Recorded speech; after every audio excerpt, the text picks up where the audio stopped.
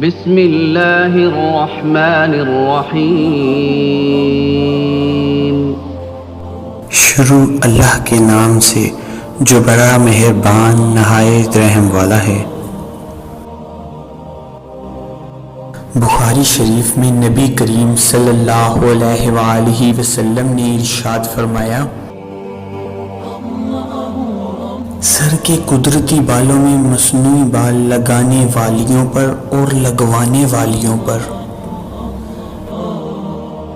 اور گودنے والیوں پر اور گدوانے والیوں پر اللہ نے لعنت بھیجی ہے۔ بخاری شریف میں ایک جگہ حضرت عائشہ رضی اللہ تعالیٰ عنہ نے بیان کیا، انصار کی ایک لڑکی نے شادی کی، اس کے بعد وہ بیمار ہو گئی اور اس کے سر کے بال جھڑ گئے۔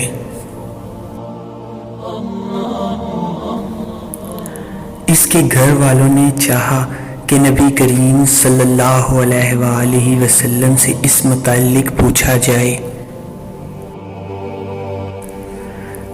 حضرت محمد صلی اللہ علیہ وآلہ وسلم نے فرمایا کہ اللہ تعالیٰ نے مصنوعی بال جوڑنے والی اور جڑوانے والی دونوں پر لعنت بھیجی ہے۔